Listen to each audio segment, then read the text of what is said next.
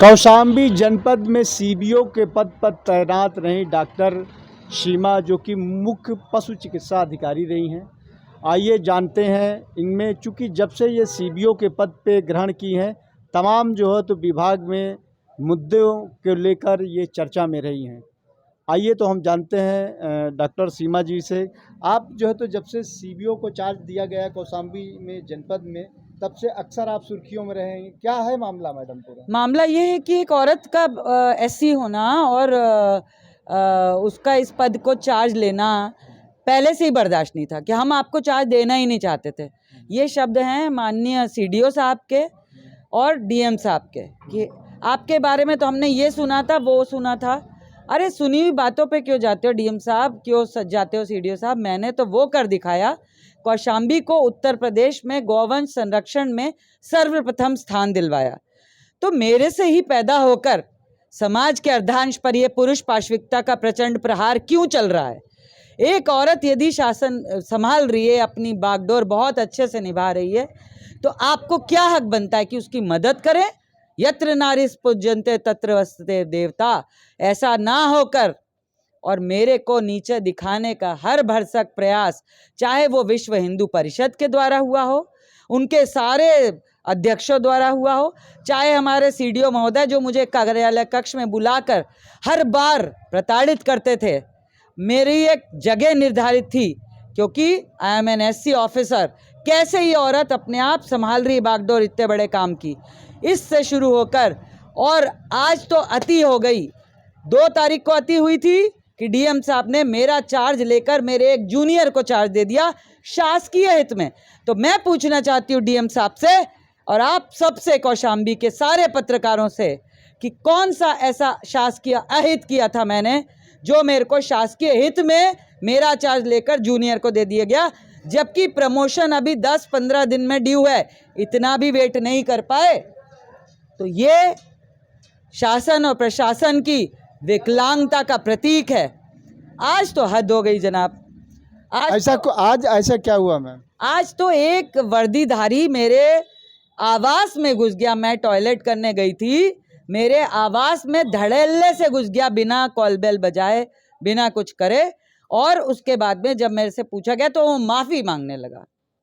एक की और अक्सर सुर्खियों में रहा है कि यहाँ पर जो इसके आपसे पूर्व जो मुख्य पशु चिकित्सा अधिकारी थे, वो काफ़ी संख्या में जो है तो शासन को झूठी पशुओं की रिपोर्ट भेजते थे। उस पर क्या मामला है? यही तो बात हुई माननीय महोदय, कि जैसे ही मैंने ये देखा, सत्यापन किया, गौवंश संरक्षण से जैसे ही मुझे फुर्सत मिली और मैंने ये देखा कि सत्यापन में तो पशु उतने हैं ही नहीं जितना लिखा गया है। 815 पशु सुपुर्दगी में लिखे गए थे। सहभागिता योजना माननीय मुख्यमंत्री जी की 815 आवेदन पत्र निकले जनाब। तो इतनी विसंगति पिछले 3 साल से वित्तीय अनियमितता चल रही थी और पशुओं की संख्या 1500 मतलब 1475 टू बी मोर प्रिसाइज, वो बढ़ाकर लिखी गई थी भूतपूर्व बीपी पाठक, डॉक्टर बीपी पाठक सीबीओ द्वारा, जो 30 तारीख को मुझे 30 दिसंबर को चार्ज देके चले गए। मैंने जब सत्यापन किया तो उतने पशु ना पाकर मैंने सत्यता डायरेक्टरेट से लेकर पशुपालन विभाग के हर स्तर पर बताई, डीएम साहब को बताई और सीडीओ साहब को बताई। तो उन्होंने मेरा विरोध करना शुरू कर दिया, दबाव बना शुरू, एडवर्स एंट्री दे देंगे, नौकरी खा जाएंगे और इस तरह की धमकियां देना कि डीएम खुश है, मैं खुश हूं तो ठीक हूं, वरना जिले से बाहर बोरियों में बंद करके वीओस को भेज दूंगा। अरे वीओस मतलब वेटनरी ऑफिसर्स का तो काम है चिकित्सा, पशु बधियाकरण, हम लोग का वो काम शुरू होता है, टीकाकरण, औषधि देना। हम लोग का भूसे का काम नहीं। भूसा में इतनी धांधली चल रही है कि अभी तक मार्च 25 को जो पैसा हमारे सरकारी मिला, आज तक टेंडर नहीं हो पाया जनाब। इन्हीं शासन और उनके कारण अड़ंगे अड़ाकर हर बार एक नया कानून, हर बार जैसे ही मैंने ज्वाइन किया, चार्ज लिया, तब से इनको शासनादेशों की सारी बातें समझ में आई। आज से 3 साल पहले से 2019 से जब से शुरू हुआ, तब से ये कहाँ थे शासनादेश जिनका अनुपालन होना सुनिश्चित होना है। शासनादेश में तो कहीं नहीं लिखा कि वीओ जो है वेटनरी ऑफिसर या चीफ वेटनरी ऑफिसर या मुख्य पशु चिकित्सा अधिकारी भूसा खरीद करेगा। गलत सिस्टम को ललकारा, सत्यता बताई, इसलिए डॉक्टर सीमा का शोषण। आज ये मुझे आता है ये लेटर, जिसमें मुख्य पशु चिकित्सा अधिकारी कौशाम्बी कृपया जिलाधिकारी महोदय के पत्र संख्या 2298 OSD कौशाम्बी 2022 दिनांक 4/5 का संदर्भ ग्रहण करें, जिसके माध्यम से श्री गुणाकर गर्ग धर्म जागरण प्रमुख, मेरे को नहीं पता ये धर्म जागरण का कोई संस्था भी है कि नहीं, जनपद कौशाम्बी द्वारा प्रस्तुत किए गए शिकायती पत्र दिनांकित 4 मई 2022 में मुख्य पशु चिकित्सा अधिकारी कौशाम्बी डॉक्टर सीमा संप्रति तत्कालीन पर स्टॉक स्टोर में अनियमितता, सरकारी ईंधन की चोरी, कार्यालय में अनियमित कार्य प्रणाली जैसे विभिन्न आरोपों के जांच के संबंध में 2 सदस्यीय टीम, जो कभी नहीं बनती, 2 सदस्यीय टीम तो होती ही नहीं है, 3, 5, 7 गठित कर 3 दिवस में आख्या उपलब्ध कराए जाने हेतु निर्देशित किया गया है। अतः उक्त प्रकरण से संबंधित समस्त अभिलेख दिनांक 9/5 को अपराह्न 1 बजे अधो हस्ताक्षरी के कार्यालय में, मुझे ये लेटर मिला 2 बजे, 2:30 बजे, मुझे 1 बजे तक इसका जवाब देना था, के कार्यालय में उपलब्ध कराना सुनिश्चित करें, जिससे प्रकरण की नियमानुसार जांच आख्या शीघ्र प्रेषित की जाए। अपर जिला अधिकारी न्यायिक कौशाम्बी दिनांक 7 मई। इसके साथ में जब मैंने इनसे मांगा कि गुणाकर गर्ग, मेरे को नहीं पता गुणाकर गर्ग कौन है, एक प्राइवेट इंसान जो प्राइवेट ज़मीन पर प्राइवेट गौशाला चला रहा है, उसको उसी की जांच करवा ली जाए पहले तो जनाब, कि उसने कितने बार राजकीय पैसा पाया, क्योंकि ना तो उसकी उत्तर प्रदेश गौ सेवा आयोग में रजिस्टर्ड है संस्था, ना वो NGO का क्या है, कोई समिति है जो चला रही है, उसको हमारे BP पाठक साहब ने पैसे दिए कि नहीं दिए, इस पे जांच हो जाए पहले। ये व्यक्ति वास्तव में धर्म जागरण प्रमुख है या नहीं, ये भी जांच हो जाए।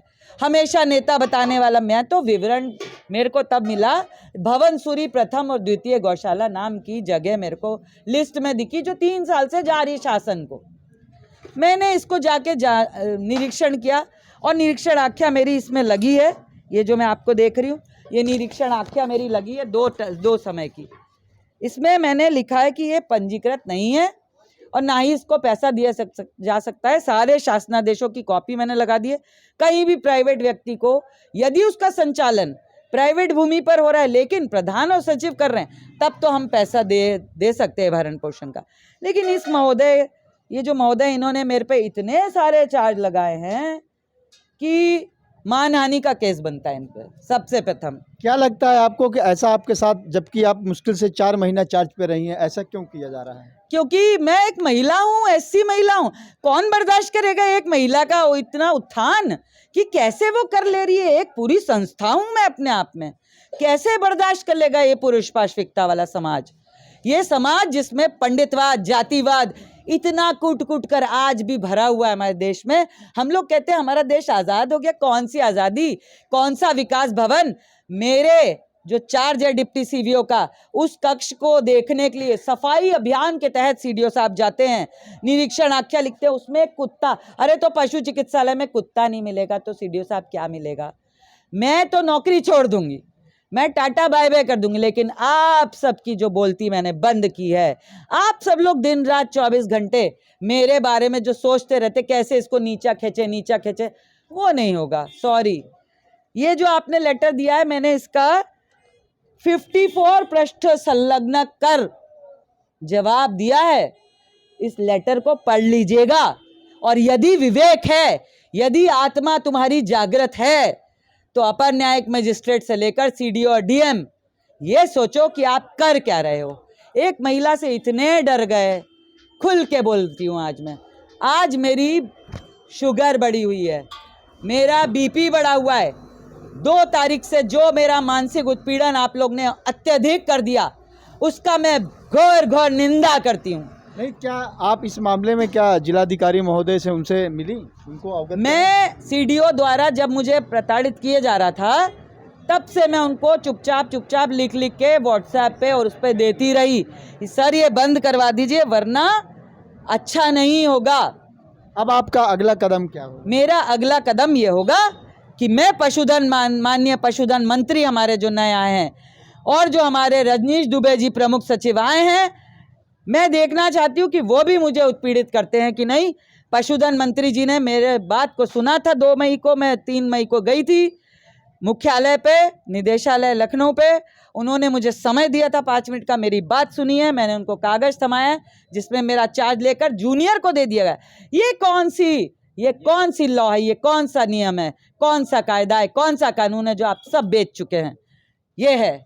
और अब मैं माननीय पशुधन मंत्री से मिलूंगी, चाहे मेरी कितनी तबीयत खराब हो। मेरी उनसे बात हुई है, उनके पीए से मैंने समय मांगा है और उनके सामने और माननीय मुख्यमंत्री जी के सामने, जिनकी योजनाओं के ऊपर हम लोग इतनी मेहनत कर रहे हैं कि एक महिला, अकेली महिला अधिकारी मंझनपुर में रहकर कार्य करती है और कोई अधिकारी यहाँ नहीं रहता और मैं अकेले कार्य करती हूँ। तो कार्य करने की और सत्यता सामने लाने की, जो 1475 जानवर जो थे और जो 815 सुपुर्दगी दिखाई जा रही थी, उनकी सच्चाई को बतलाने की क्या ये सजा है? यदि ये सजा है तो मैं जीत गई। Thank you so much. ये हमारे साथ बात कर रही थी मुख्य पशु चिकित्सा अधिकारी रही डॉक्टर सीमा, जिन्होंने बताया कि उनको 4 महीने में सीबीओ का चार्ज मिला है और इन्होंने तमाम अनियमितताओं को पकड़ा है, जिसमें कि 1400 से ज़्यादा पशु, जो कि 3 साल से फर्जी डाटा जो है तो पूर्व सीबीओ द्वारा सरकार को भेजा जा रहा था। इसी प्रकार सुपुर्दगी में 800 कुछ जानवर जो कि झूठे आंकड़ा शासन को भेजा जा रहा था, जो कि ये मुख्यमंत्री की बहुत ही महत्वपूर्ण योजना में इस तरह के सरकार को गुमराह करना एक कहाँ तक जायज़ है और क्या सच्चाई, ये तो जांच का विषय है। अमरनाथ झा, हिंदी खबर, कौशाम्बी।